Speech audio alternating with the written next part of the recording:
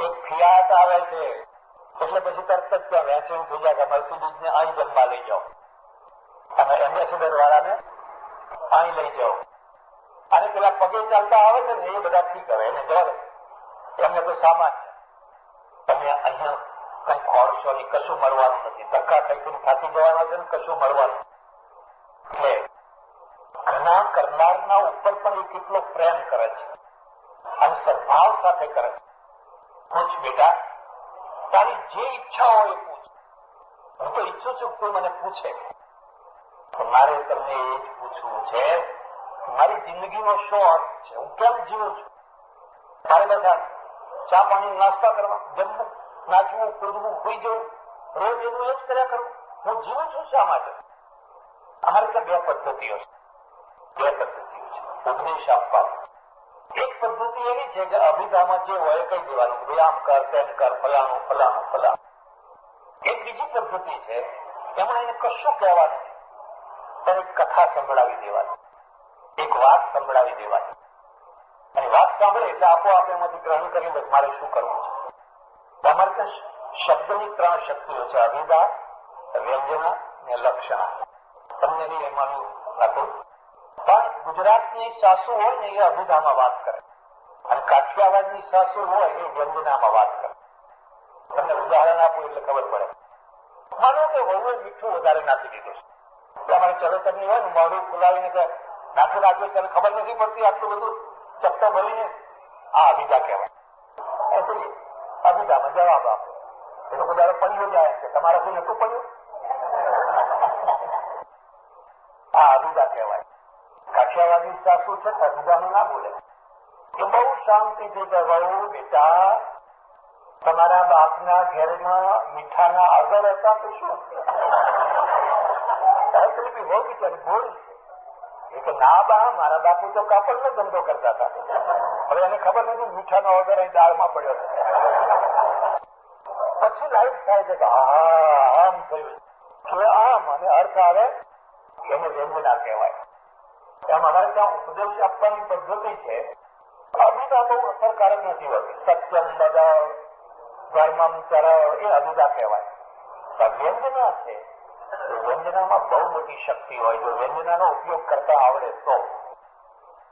એટલે પેલાને કહ્યું, જો બેટા એમાં મને શું પૂછે છે? આવું બધું તારે પૂછવું હોય તો જ્યાં પેલી નદી છે, ગંગા, જમના, નર્મદા કે વોલ્ગા કે જે નદી છે, નદીને જઈને પૂછ તું કેમ વહે છે, શા માટે વહે છે, તારે શું મેળવવું છે? તો એ નદી તને જવાબ આપશે. રહેવું એ મારો જીવન છે, સ્વભાવ છે. કોઈના ઉપદેશથી કે કોઈના કહેવાથી હું વહેતી નથી, પણ આ મારો સ્વભાવ છે, આ મારી પ્રકૃતિ. પણ હું એટલા માટે રહું છું કે કોઈ હારેલો, થાકેલો, એકદમ ક્લાંત થઈ ગયેલો માણસ આવે, પગ જબોરે અને એનો થાક ઉતરે, બસ એને જોઉં હું આજે રાત ચાલો મેં એનો થાક ઉતારી. કોઈ મેલો દાંત માણસ આવે, આખા શરીરે પરસેવો પરસેવો પરસેવો અને મેલો મેલો થઈ ગયો હોય, આવીને કપડા ઉતારીને મારામાં ડૂબકીઓ મારી ચોઈ ચોઈને નાચ, એનો મેલ હું લઈ લઉં, પણ એને ચોખ્ખો કરી આપું, એકદમ ચોખ્ખો કરી આપું. પછી કિનારે જઈ અને એના કપડા બદલે, શરીર લૂકીને એના ચોખ્ખા સ્વરૂપને જોઈને હું મલક મલક હસું. મેં કેટલા માણસોના મેલ ઉતાર્યા, મેં કેટલા માણસોને ચોખ્ખા કરી આપ્યા. બસ હું ધન્ય થઈ ગઈ, કૃતકૃત્ય થઈ ગઈ. કોઈ તરસ્યો માણસ આવે, પાણી પાણી પાણી કરતો કરતો આવે અને ખોબે ને ખોબે મારું પાણી પીએ, હું કઈ ખૂટી ના ગઈ, કઈ ખૂટી ના ગઈ, પણ એની તૃષા મેં બુઝાવી અને હું ધન્ય થઈ ગઈ. બસ આટલા માટે હું આવું છું. કોઈનું તરસ બુઝાવું, કોઈનો મેળ ઉતારું, કોઈનો થાક ઉતારું, કોઈને તાજગી આપું, નવીનતા આપું, આટલા માટે હું આવું.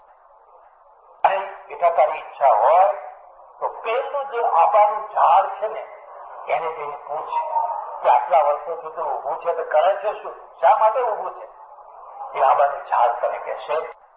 ભગવાને મને એટલા બધા પાંદડા આપ્યા છે, એટલા બધા પાંદડા આપ્યા છે કે નીચે એકદમ ઠંડક છાયા, ઉનાળાના તાપમાં લાય લાય લૂ ચાલતી હોય, પગ બળી જતા હોય, માથું ચકાઈ જતું હોય, ત્યારે દુઃખી માણસ આવીને મારા નીચે બેસે એટલે હું એના ઉપર પવન નાખું.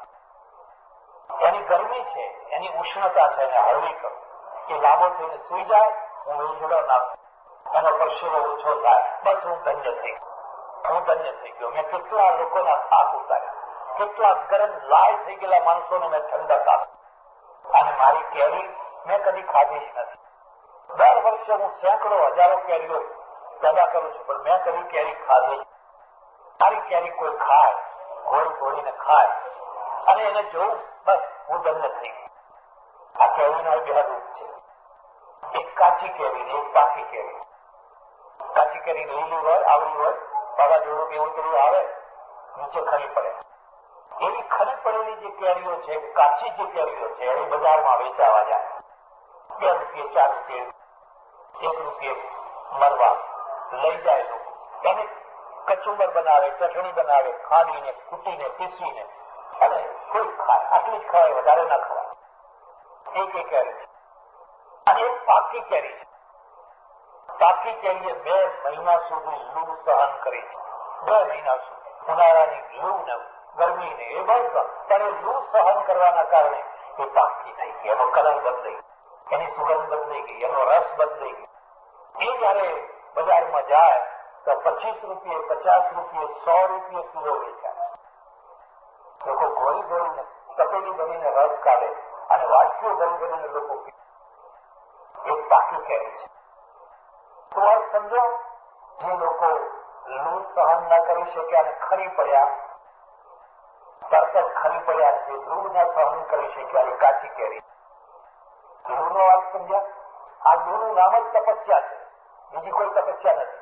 તમે જિંદગીના કોઈ પણ ક્ષેત્રમાં પગ મૂકો એટલે તપ શરૂ તમારું. લોકો છે ને, ખાસ કરીને નજીકના લોકો તમને તપાવ્યા વિના રહે જ નહીં. ના તપાવતા હોય તો પૂછી જુઓ, ઘરના માણસો જ વધારે તપાવે.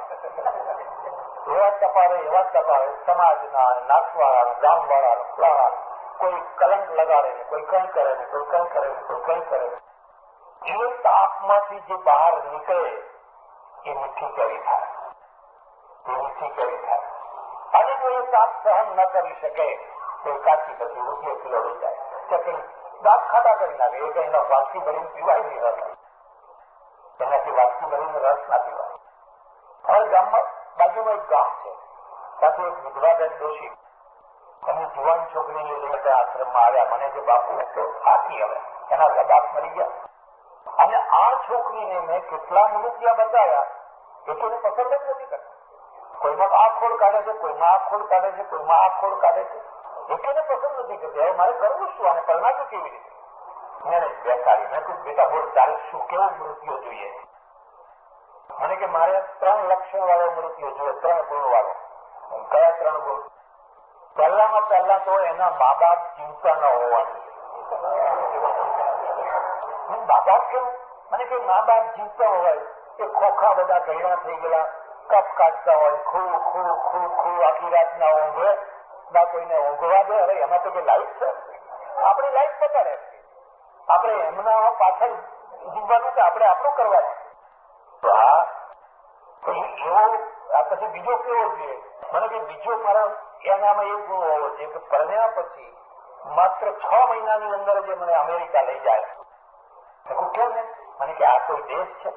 આ દેશમાં કોઈ રહેવા જેવું છે? ગંદકીનો પહાડ નહીં ને બધું આ તો લાઈફ છે જ નહીં. મને તરત જ અમેરિકા લઈ જાય.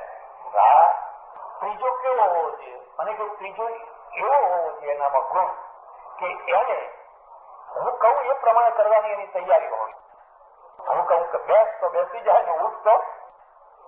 જો પહેલો મૃત્યુ તો હું તને મેળવી આપું. તારે જો મા બાપ પીનાનો જોતો હોય તો અનાથ આશ્રમમાં જ આપી દો. અનાથ આશ્રમ માંથી એવો મૃત્યુ તને મળી રહેશે. અરે વિચાર કર, મેં કહ્યું આપણા દેશમાં એવું લખ્યું છે કે ધન્યવાદ કે તમે તમારા વૃદ્ધ મા બાપની સેવા કરવાનો 6 મહિના 12 મહિના 2 વર્ષનો તમને મોકો મળે. તેના કફ લેવાનો, તેને ચા પીવડાવવાનો, તેને નવડાવવાનો. એ તો તમારા કેટલા અહોભાગ છે કે તમને 6, 12 મહિના 2 વર્ષ 2, 5 વર્ષ એ સેવા કરવાનો મોકો મળે. હવે તો સીધું જ કહે છે કે હવે એ મા બાપ એ તો ખોખા પાછા કહે છે. ખોખા તો હોવા જ નથી.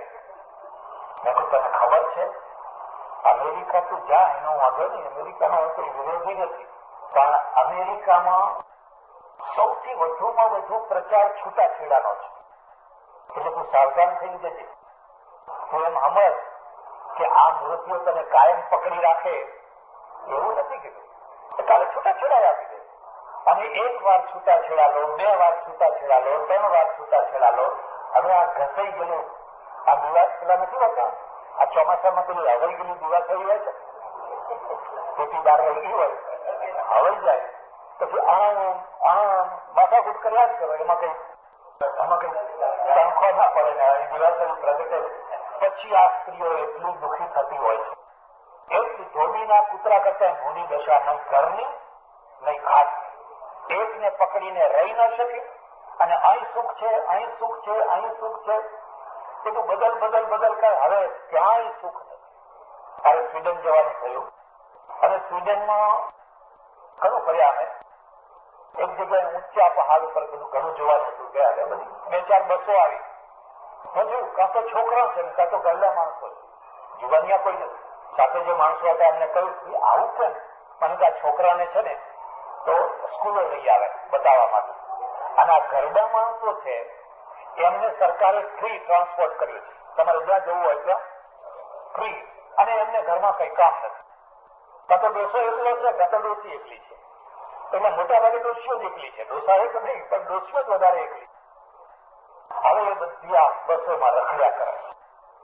જુવાનીના દિવસોમાં એમણે ઘણા બદલ કર્યા. હવે બધું ચાલ્યું ગયું, શરીર ચાલ્યું ગયું, રૂપ રંગ બધું ચાલ્યું ગયું. હવે એમને કોઈ ભાવ પૂછતું નથી. હવે કોઈ એમને એમ નથી પૂછતું તમે ખાધું કે ના ખાધું, તમે હાજા છો કે માદા છો, કોઈ પૂછતું નથી. સરકારે કહ્યું છે બસમાં જેમ ફરવું હોય ફરો, એટલે આ રખડા કરે બધા. આ વિચાર કરજે, જિંદગી તો રામ અને સીતામાં છે, અને એકબીજાને વફાદાર રહીને બરાબર અનન્ય ભાવ પકડીને રહો તો પાછલી જિંદગીમાં તમે સુખી રહો. પાછલી જિંદગીમાં જયારે કોઈ તમારું ના હોય ત્યારે બે એકબીજાના છે. મારે તો વૃદ્ધાશ્રમ છે, પેલા ઘણા લોકો, એમાં એક મુંબઈથી એક શેઠ આવ્યા, 92 વર્ષના વાણિયા, વૈષ્ણવ વાણિયા. પછી આંધળા પાછા દેખાય નહીં, બિલકુલ આંધળા. મેં કહ્યું તમે એકલા આવો છો, કોઈ વાર ટ્રેનમાં બસમાં કચરાઈ જશો. મને કે આજ સુધી કોઈ આંધળાનો એક્સિડન્ટ થયો નથી. જેટલા એક્સિડન્ટ થયા છે બધા દેખતાઓના થયા. વાતો સાચી કીધું. એ 2-4-6 મહિના રહ્યા પછી મને કહે એમ કરું મારી પત્નીને લઈ આવું, બહુ સારી મારા ઉપર અસર કરેલી, મેં ખુશીથી લઈ આવું. એમના વૃદ્ધ શેઠાણી હતા, એમને લઈ આવ્યા. બે એક રૂમમાં રહે. હવે રૂમ એવો કે મારો જે મુખ્ય દરવાજાનો રોડ છે એના સામે જ રૂમ બંને રહે, બહુ સારી રીતે રહે. એક દિવસ મેં જોયું તો બારણું ઉઘાડું ને શેઠ છે પેલી શેઠાણીના પગ દબાવે. શેઠાણી બેઠેલા ખાટલામાં અને શેઠ એના આ 92 વર્ષનો ડોહો અને પેલી 85 વર્ષની પગ દબાવે. એટલે મેં જઈને કહ્યું ઓહો, તમે કીધું તમારી પત્નીના પગ દબાવો છો? મને કે હા. તમે કીધું દબાવો એનો વાંધો નહીં, પણ આ બારણા બંધ કરીને દબાવો, કોઈ જોવે તો જરા એવું લાગે કે આજુના ભાઈયા મરદ થઈને ઘરવાળીના પગ દબાવે છે. મને કે બારણા બંધ કરીને તો આખી દુનિયા દબાવે છે.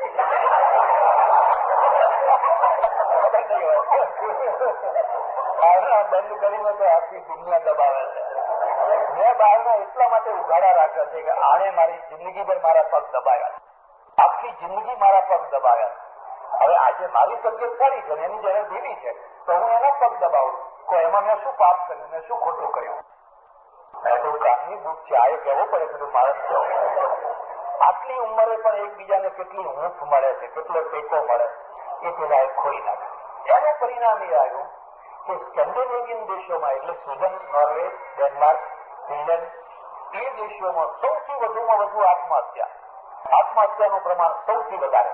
એમાં સ્ત્રીઓ વધારે આત્મહત્યા કરે, કારણ કે કોઈ નથી.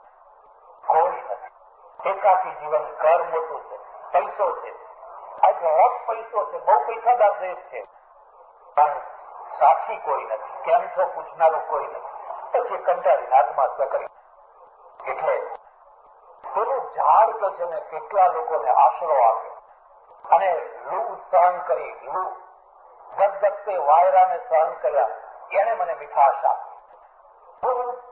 કાચી કેરી તૂટી પડી હોત અને સીધી ફ્રીજમાં બેસી ગઈ હોત તો આ મીઠાશ ના આવત. એ છોકરીને મેં કહ્યું, તું ફ્રીજની કેરી થવાની છે, ફ્રીજની કેરી. અને એક વાર તો ઠંડક મળે પણ એમાં મીઠાશ ના હોય, પછી તારું કચુંબર જ થાય. ચટણીમાં જ કામ આવે, રસ પીવામાં કામ ના આવે. જે બીજાને સુખ દેવા તૈયાર નથી અને જે પોતાના જ સુખની જેને પડી છે એ કદી સુખી ના થઈ શકે. પેલો ટોલ્સ્ટોય કહે, બસ બસ બસ બસ બસ બહુ થઈ ગયું. હવે મને ખબર પડી કે મારી જિંદગી શા માટે. મારી જિંદગીનો અર્થ ચા પીવામાં નથી, ડિનરમાં નથી, લંચમાં નથી, નાચવા કૂદવા એ બરાબર સમય ઉપર કરો એનો વાંધો નથી. મારી જિંદગીનો અર્થ છે કોઈ દીન દુઃખી લાચાર ગરીબ એ માણસોને રાહત પહોંચાડવાનો છે. આખું ચેન્જ આવી ગયું, આખું પરિવર્તન થઈ ગયું. જો પિસ્તોલનો ઘોડો દબાઈ દીધો હતો ખલાસ હતો, પણ ઘોડામાંથી એક પરિવર્તન આવ્યું. એમાંથી એક નવો ટોલ્સ્ટોય પેદા થયો, નવો ટોલ્સ્ટોય જન્મ્યો અને એને લોકોને કહ્યું, ભાઈ તમારી પાસે અઢળક શક્તિ છે. જે લોકો મંદ બુદ્ધિના છે એમને કયો ગુનો કર્યો છે? એ પૂર્વના કર્મી મંદ બુદ્ધિના નથી થયા, ખોટી વાત છે. તમારે પૂછવું હોય તો સુરેશભાઈને પૂછજો શા કારણે થયા છે. એના ઘણા કારણો છે, પણ મારે અત્યારે એ વિષય નહીં, કોઈ ડોક્ટરને પૂછી જોજો. ઘણી વાર મા બાપની ભૂલોથી કે માની ભૂલથી કે બાપની ભૂલથી કે બીજા કારણોસર કે ખોટી દવાઓ લેવાના કારણે એન્ટીબાયોટિક્સ વગેરે દવાઓનો વધારે પડતો ડોઝ લેવાથી ગર્ભને ઘણું નુકસાન થતું હોય છે. અને એ નુકસાન પામેલો જે ગર્ભ છે એને આખી જિંદગી ભોગવવું પડતું હોય છે. એટલે આ જે બાળકો છે મંદ બુદ્ધિના અથવા કુષ્ઠ રોગના કે બીજા બધા જે છે એ આપણા ભાઈઓ છે, આપણામાં જ. કાલે મને પણ થઈ શકે છે, તમને પણ થઈ શકે છે. અહંકાર કરનારને તો બહુ વહેલું થાય, બીજાના ઉપર અહંકાર કરે ને ઘૃણા કરે એને તો બહુ જલ્દી થાય. તો હવે આપણે એમના માટે કંઈક કરીએ, એમને પ્રારબ્ધ ઉપર ના છોડી દઈએ, એમને નસીબ ઉપર ના છોડી દઈએ અને એમના માટે આપણે કંઈક કરીએ. તો આ કુષ્ઠ રોગ માટેની સંસ્થા ઉભી થઈ, મંદ બુદ્ધિની છોકરીઓ માટેની સંસ્થા ઉભી થઈ. મંદ બુદ્ધિના છોકરાઓને પાર પાડવા તો તોય ઠીક. મારા એક ઓળખીતા પટેલ હતા, એમનો એક મંદ બુદ્ધિનો છોકરો 45 વર્ષ સુધી જીવ્યો. 45 વર્ષ એની માં કઈ જઈ ન શકે એના જ માટે, જેમ કે ભેંસના કારણે પટલાણીનો પગ બંધાઈ જાય એમ આ છોકરા માટે કદી ઘર છોડીને જઈ ન શકે, એને પાંજરામાં રાખવા પડે, તોફાન કરે. પણ માં એને ભગવાન જ કે ભગવાન મારો ભગવાન મારો ભગવાન મારો ભગવાન. પછી મરી. પણ બધા લોકો તો આવી રીતે રાખી ન શકે, બધાના પાસે આવી સગવડ ના હોય, બધાની પાસે આવી શક્તિ ના હોય. તો હવે કરવું શું? એના માટે આ સંસ્થા ઉભી કરવાના. અને આ સંસ્થા છે વીણી વીણીને એવા છોકરીઓને રાખે છે. છોકરીઓને રાખવી તો બહુ હતું. હમણાં હું ફરતા એ છોકરીઓને રહેવાની જગ્યા એમને કહ્યું, આ બાથરૂમ જેવો આ ચણેલો ભાગ છે એક નાનો સરખો શા માટે છે? મને કે આ મંદ બુદ્ધિની છોકરીઓમાં એક છોકરી એવી છે કપડા રાખતી છે, કપડા પહેરતી છે, એને આમાં રાખવા માટે છે. મા બાપ શું કરે, કેમ કરે, કેવી રીતે એને કરે, એને મૂકી દીધી. બસ શાહ. હવે આ સંસ્થા વાળા જવાબદાર. મેં પૂછ્યું, સરકારનું આ કામ છે, આ કામ તો ખરેખર સરકારનું છે. સરકાર ગ્રાન્ટ આપતી જશે, ગ્રાન્ટ એટલી ઓછી છે કે આ ખર્ચો પૂરો નથી પડાતો. ઘણી ઓછી ગ્રાન્ટ આવે છે. હવે આ કામ સમાજ ઉપાડે, ધર્મ ઉપાડે, માનવતાવાદી સંસ્થાઓ ઉપાડે. મને બહુ આનંદ થયો. શ્રીમદ રાજચંદ્રજીના નામે એમના અનુયાયીએ આજે એક મોટું દાન કર્યું. બીજા બધા અમારે અર્બન કોઓપરેટિવ બેંક વાળાએ કર્યું, બીજા બધા દાતાઓએ પણ દાન આપ્યું અને એમાંથી આ સંસ્થાનું બધું ઘણું કામ થઈ શક્યું અને થઈ શકવાનું છે. આનું નામ જ સાચો ધર્મ છે. માનવતા એ જ સાચો ધર્મ છે. બાકી તમે અશ્વમેઘ યજ્ઞ કરો, કે મોટા મોટા સમૈયા કરો, કે કરોડોના કુંભ મેળા કરો, કે મોટા રથ કાઢો, યાત્રા કરવાના પગપાળા સંઘ કાઢો, કાંઈ જ નથી. ખરું એ છે કે તમે કોઈ દુઃખી માણસના દુઃખને હળવું કરવાનું કામ કરો તમારી શક્તિ પ્રમાણે. એટલે સજ્જનો, પહેલો ધન્યવાદ તો મારે સુરેશભાઈ સોનીને અને એમના પરિવારને આપવો જોઈએ. આખો પરિવાર આમાં ખૂટી ગયો. એમના પત્ની, એમની દીકરી, એમના બલાણા ફલાણા બીજા ભાઈઓ પણ એમાં જોડાયા છે. તમે થોડા દિવસ તો રહી જુઓ, તમારા મગજ ઉપર કેવી અસર થાય. ગાંડા માણસો સાથે કાયમ રહેવું, કુષ્ઠ રોગીઓની સાથે કાયમ રહેવું. કેમ તમને બગીચામાં ફરવાનું મન નહીં થતું હોય? રોડ ઉપર સડક ઉપર સરદાર સજીને લખપત ચાલવાનું મન નહીં થતું હોય એ બધું છોડીને અહીંયા રહે છે. આનું નામ જ તપસ્યા છે. એનું વાંચ્યું તપ છે. વાંચ્યું તપ તો આ દેશમાં ઘણું થાય, એમાંથી કશું ઉત્પન્ન નથી થતું. આટલું તપ દુનિયામાં કોઈ જગ્યાએ નહીં થતું. મારા ઓળખીતા એક મહાત્મા છે, એક વાર આમ ચીપીઓ મૂકી અને દંડવત કરતા દ્વારકા સુધી ગયા. દંડવત કરતા ચીપીઓ મૂકે, વળી દંડવત કરે, ફરી બીજી વાર છે અંબાજી ગયા. આવા તો કેટલાય ગણ. પણ પ્રશ્ન થાય કે એમાંથી દેશને શું મળ્યું, સમાજને શું મળ્યું, માનવતાને શું મળ્યું? કશું. આ વાંચ્યા તપ છે. એ તપમાંથી દેશ ઊંચો ના આવે, ગરીબ માણસોનું ભલું ના થાય, માનવતાનું કામ ના થાય, એ બધા વાંચ્યા તપ છે. એ તો બધા ગધલાબંધ નહીં થાય. ખરું તપ આ લોકો આ બધાના વચ્ચે રહે છે. તમે 10 દિવસ રહી જુઓ, ખબર પડશે. અરે તમે અમદાવાદમાં રહો છો, બંગલામાં રહો છો, તોય કંટાળી જાઓ છો. હવે થોડુંક જરા આવું જઈ આવીએ, મહાબળેશ્વર જઈ આવીએ, ફલાણે જઈ આવીએ. એ જઈને આટા મારી પછી 5-25 હજારનો ખર્ચો કરીને આવો છો. તમે અહીં રહી જુઓ, ખબર પડે. એટલે ખરી તપસ્યા આ છે. એમને જેટલા ધન્યવાદ આપીએ એટલા થોડા છે. અને જે દાતાઓ છે, પહેલાના અને અત્યારના અને આજના બધા જે દાતાઓ છે, બસ એ દાતાઓને પણ એટલા જ ધન્યવાદ છે. હું આવ્યો એટલા માટે કે આ માનવતાનું કામ છે. અને માનવતાનું કામ છે એટલે હું 5 વાગે બરાબર નીકળી હું સમયસર પહોંચ્યો અને બધું જોઈને મને આનંદ થયો. અને મારી પણ થોડીક ઈચ્છા છે કે હું તો આ સંસ્થાને, અમારી સંસ્થાના દ્વારા 2 લાખ રૂપિયા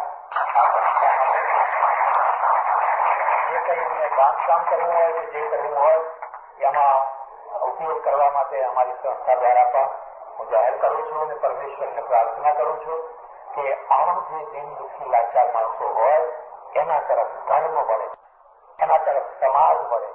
જે ખોટા ખર્ચાઓ આપણે કરીએ છીએ બંધ કરીએ અને દાનનો પ્રવાહ આ તરફ વળે એવી સૌને અપીલ કરું છું. ભગવાન સૌનું મંગળ કરે, સૌનું ભલું કરે. આભાર, ધન્યવાદ, હરિઓમ.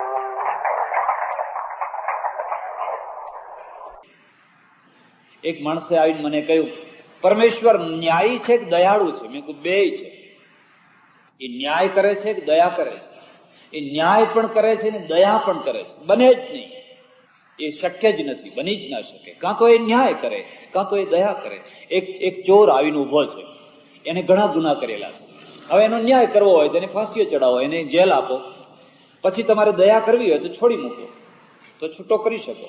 અને જો દયા કરો તો ન્યાયને બંધન આવે, અને ન્યાય કરો તો દયા ન કરી શકો. પેલો જે ન્યાયાધીશ છે, જજ છે, એ દયાળુ છે કે એ માત્ર ન્યાયાધીશ છે? એ દયાળુ પણ છે અને ન્યાયાધીશ પણ છે. એ દયાળુ પણ છે અને ન્યાયાધીશ પણ છે. બની શકે સાથે? જો અનુભવ કરજો. એમાં લખેલું હોય કે આ ગુનો કર્યો હોય તો આટલેથી માંડીને આટલે સુધી સજા થાય. 6 મહિનાથી માંડીને 7 વર્ષ સુધીની સજા થાય. 6 મહિનાથી માંડીને 7 વર્ષ સુધીની સજા થાય. હવે 6 મહિનાની કરવી એ પણ ન્યાય છે, અને 7 વર્ષની સજા કરવી એ પણ ન્યાય છે, અને 5 વર્ષની સજા કરવી એ પણ ન્યાય છે.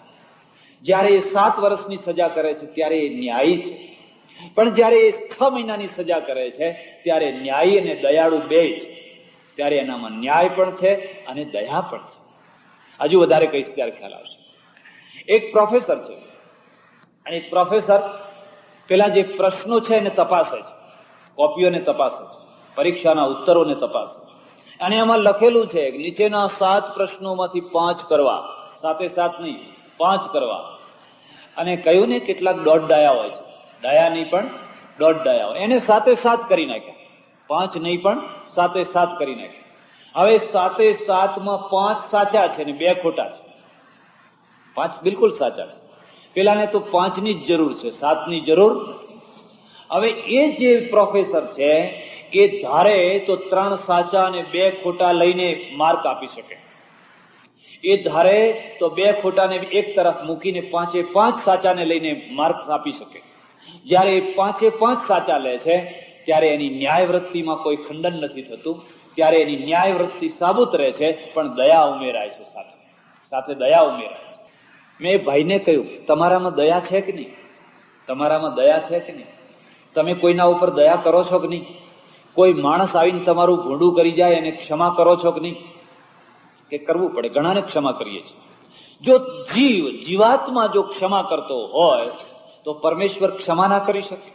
જીવાત્મા જો દયા કરતો હોય તો પરમેશ્વર દયા ના કરી શકે? બહુ બહુ બહુ સ્થૂલમાં ના જશો.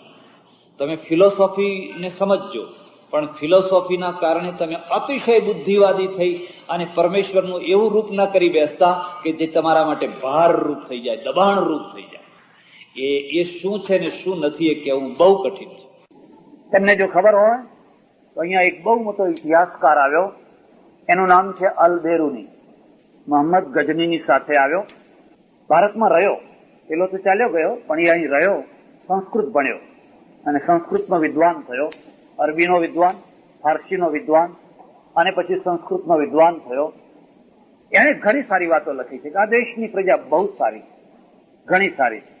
પણ પછી એક વાક્ય લખ્યું છે કે આ દેશની પ્રજાને કોઈ મોટામાં મોટો દોષ વળગ્યો હોય તો એ દોષ છે એ એમ માને છે કે અમે પૂર્ણ છીએ, અમારે કોઈની જરૂર નથી, અમારે કોઈની પાસેથી કશું શીખવાની જરૂર નથી. અને એનું પરિણામ શું આવ્યું? એનું પરિણામ એ આવ્યું કે તમારા દેશમાં હુયન સાંગ આવ્યો, ઇત્સિંગ આવ્યો, ફાહિયાન આવ્યા. તમે ભૂગોળ જાણતા હોય તો નકશા ઉપર નજર કરજો. એ હિન્દુ કુશના પર્વતો, ત્યાં ચાઇના 18,000 ફૂટની ઊંચાઈએથી ખચ્ચરો લઈ લઈને એ લોકો નીકળ્યા અને મહિનાઓનો પ્રવાસ કરીને કેટલી અગવડો વેઠીને એ નીચે પંજાબના ભાગમાં ઉતર્યા. ત્યારે કાશ્મીરની જાહો જલાલી અને કાશ્મીરથી માંડીને ઠેઠ નાલંદા સુધી ને નાલંદાથી વલ્લભી સુધી 12 વર્ષ, 18 વર્ષ સુધી એ ફર્યા. ખચ્ચરો ભરીને પુસ્તકો લઈ ગયા, ખચ્ચરો ભરી. આપણે એનું ગૌરવ કહીએ. અમારા ત્યાં હુયન સાંગ આવ્યો, ઇત્સિંગ આવ્યો, ફાહિયાન આવ્યો, બરાબર. પણ હું તમને એમ પૂછું, તમારે ત્યાંથી કેટલા હુયન સાંગ બહાર ગયા? તમારે ત્યાંથી કેટલા ઇત્સિંગો બહાર ગયા? અને ન ગયા તો કેમ ન ગયા? આ ભ્રાંતિ છે કે બધું પૂર્ણ જ્ઞાન ભારતમાં જ છે અને દુનિયાના પાસે જ્ઞાન નથી. આથી વધારે કોઈ મોટો મોહ નથી. જે ટાઈમે ઇત્સિંગ અહીંયા આવ્યો કે હુયન સાંગ અહીંયા આવ્યો, તમારે પડોશમાં ઈરાનમાં જ્ઞાનનો ઢગલો પડ્યો હતો, અરબસ્તાનમાં જ્ઞાનનો ઢગલો હતો, ચાઇના પાસે જ્ઞાન હતું, મિસ્ર પાસે જ્ઞાન હતું. પણ તમને કદી પણ એવી ઈચ્છા ના થઈ થોડાક હુયન સાંગો અહીંથી પણ નીકળે, થોડા ઇત્સિંગો અહીંથી પણ નીકળે. અને ધર્મ તમારો ઓપોઝિટ હતો. ધર્મ તમને શીખવાડતો હતો જો બહાર જશો તો ભ્રષ્ટ થઈ જશો, બહાર જશો તો ભ્રષ્ટ થઈ જશો, દરિયો ખેડશો તો ભ્રષ્ટ થઈ જશો. બહારની પ્રજા તો બધી ભ્રષ્ટ પ્રજા છે. અને ભ્રષ્ટતાએ આપણને જ્ઞાનના ક્ષેત્રમાં ખૂબ મંડુક બનાવી દીધા. એનું પરિણામ એ છે કે આજે જમ્બો જેટ ભરીને લોકો અમેરિકા જાય છે, રોજ પ્લેન ઉડે છે, 400 માણસોને લઈને ઉડે છે અને ઇંગ્લેન્ડ જાય છે, જર્મની જાય છે, અમેરિકા જાય છે ભણવા માટે, શીખવા માટે.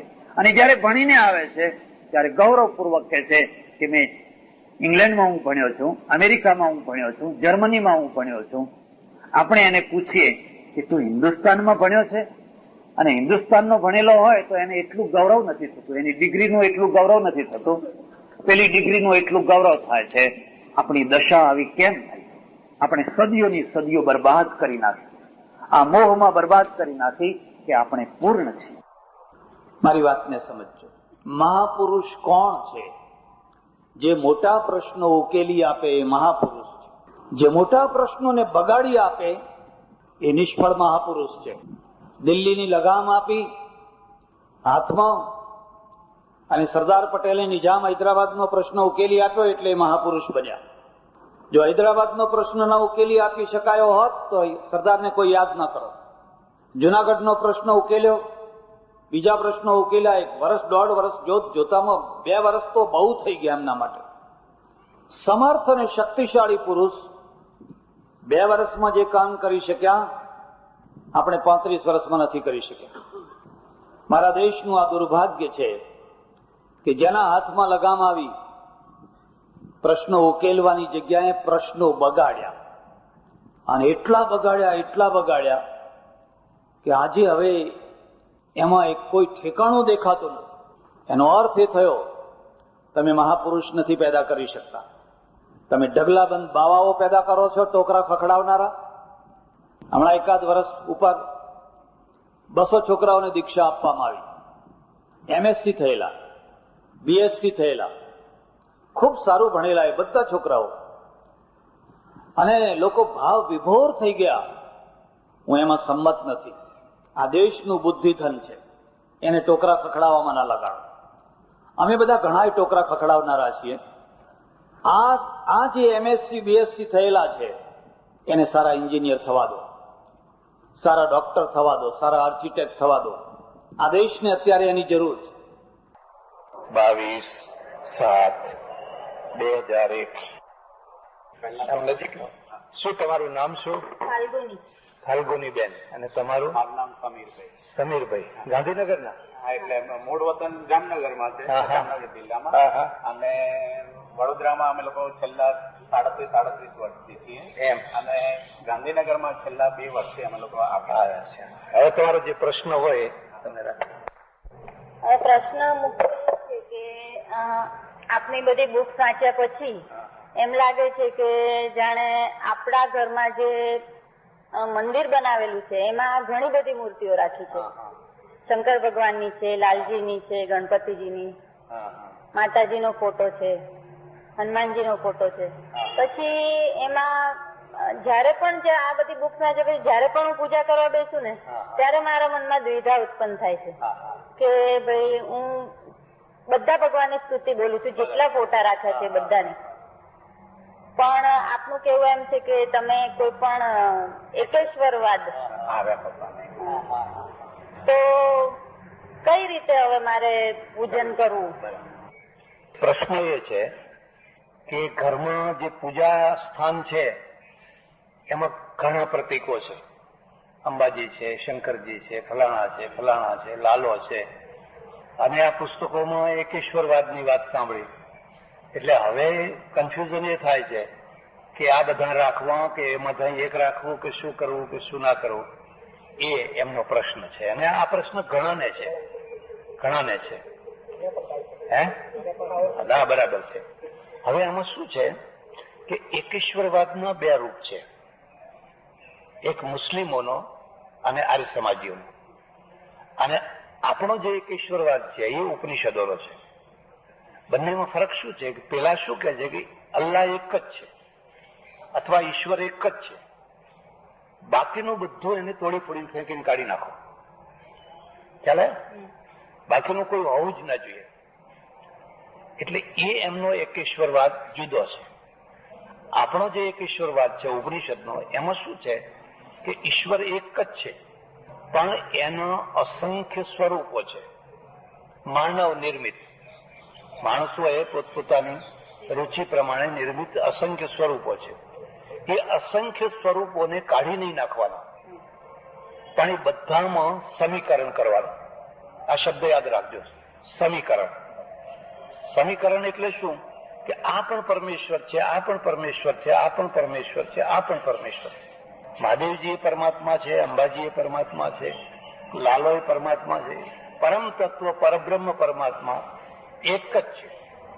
તો બેયમાં ફરક શું રહેશે કે પેલામાં મંડન થોડું અને ખંડન વધુ, અને ખંડન વધુ હોવાના કારણે જનૂન આવે, તોડફોડ કરવાની વૃત્તિ ઉભી થાય. આપણા તો શું છે કે ખંડન નહીં, સર્વદેવ નમસ્કારમ કેશવમ પ્રતિગચ્છતિ. બધામાં એક જ તત્વ છે. એને કોઈ શિવ કે, કોઈ શક્તિ કે, કોઈ કૃષ્ણ કે, કોઈ કંઈ કે, કોઈ કંઈ કે, પણ કોઈની સાથે કશો વિરોધ નથી. તો પહેલામાં હવે ફરક શું થશે કે તમને બધામાં એક જ તત્વ દેખાશે. પહેલા શું હોય કે અંબાજી ખરા છે ને આ નાના છે ને આ મોટા છે, આ ખોટા છે ને આ ફલાણા છે, વળી પાછો કોઈ આવે કઈ નહીં, હું આપું એ ભગવાન તમે રાખો. એટલે એમાં માણસ છે ને ગૂંચવાયા કરે. હવે શું કે સ્વરૂપથી મૂળ તત્વ એક જ છે. આ તો ઉપર આપણે ઘાટ કર્યા છે. એને સાડી પહેરાવે એટલે અંબાજી થઈ ગયા, અને પીતાંબર પહેરાવો તો લાલો થઈ જાય. પણ 2 જુદા જુદા તત્વો નથી. ખ્યાલ આવે? એટલે સમીકરણ સાથે આપણે એકેશ્વરવાદી છીએ. આ સમીકરણ શબ્દ યાદ રાખવાનો. એમાં બધું સમાઈ દેવાનું બધાને. એટલે હવે તમારે કાઢવાનો કોઈ પ્રશ્ન નથી, કોઈના પ્રત્યે અરુચિ કરવાનો કોઈ પ્રશ્ન નથી. ફરક એટલો જ છે કે આ બધામાં એક જ પરમ તત્વ છે એવું દૃઢ નક્કી રાખવાનું. એક જ પરમ તત્વ હોવા છતાં પણ કોઈને લાલો વધારે ગમતો હોય તો કોઈને માતાજી ઉપર વધારે શ્રદ્ધા હોય તો કોઈને શિવજી ઉપર હોય, એ સૌની રુચિ છે, એ પોતપોતાની રુચિ છે. ઘણું એક જ હોવા છતાં કોઈને લાડુ ગમતા હોય, કોઈને શીરો ભાવતો હોય, કોઈને લાપસી ભાવતી હોય, તો એ લાડુ, શીરો, લાપસી એ ઘઉં જ છે, પણ છતાં સૌની પોતાની અલગ અલગ રુચિ હોય છે. એમ આપણે ઉપનિષદમાં જે એક બ્રહ્મવાદ છે એમાં રુચિનો સ્વીકાર છે. ખ્યાલ આવે? એમાં રુચિનો સ્વીકાર છે. એટલે સુધી તમે ચાલતા હો ને રસ્તામાં કોઈ મંદિર આવે તો એને પગે લાગવા. સર્વમ વાસુદેવમ ઇતિ મહાત્મા સુદુર્લભ. આ બધામાં એક જ વાસુદેવ છે એવું માનનારો મહાત્મા બહુ દુર્લભ. એટલે બેનો ખ્યાલ આવી ગયો. એટલે હવે તમારે કોઈ દેવને કાઢવાના જરૂર નથી અને કોઈને એવું કરવાની જરૂર નથી, પણ બધામાં એક જ પરમ તત્વ છે. તેમ છતાં પણ એ બધામાંથી તમને કોઈ એક ઉપર વધારે રુચિ હોય તો એ તમારો ઈષ્ટદેવ છે. ખ્યાલ આવે? વધારે એમાં હોય તો એ તમારો ઈષ્ટદેવ છે. એવી રીતે તમે કરી શકો, પણ બીજાના પ્રત્યે કોઈ દ્વેષ કે દોહ ભાવ નહીં રાખવાનો. બરાબર? દાદા, ઈષ્ટદેવ રાખવા જરૂરી છે? એ જરૂરી એટલે ઈષ્ટદેવ થઈ જાય છે. ઈષ્ટદેવ થઈ જાય છે કે તમારી થાળીમાં 10 વસ્તુઓ પીરસાઈ છે, એમાંથી કોઈ વસ્તુ તમને વધારે ભાવે છે, એ તમારો ઈષ્ટદેવ. એમ. અને આ સંપ્રદાય વાળા શું કરે, તું તો એમ કહે નહીં, આ નહીં, આ રાખવાનું જ નહીં, આ જ ખરું. અરે બીજાને વાંચવા ના દે, વાંચવાની મનાઈ કરે. એ બધા અવલંબન. ત્યારે તમારે શું હોય, તમે એ રાખો તો બરાબર છે, એમાં તમારે કોઈના સાથે કશો વિરોધ નહીં. અમારે ત્યાં કોઈ જય શ્રી કૃષ્ણ બોલે તો જય શ્રી કૃષ્ણ બોલવાનું, રામ રામ બોલે તો રામ રામ બોલવાનું, જય અંબે બોલે તો જય અંબે બોલવાનું. એવો કોઈ દુરાગ્રહ નહીં કે તમે આ જ બોલો અને આ જ માનો, એવો કોઈ દુરાગ્રહ નહીં. કારણ કે પરમ તત્વ એક જ છે, એમાં બે ભેદ છે જ. એ વાત ખ્યાલ? બરાબર.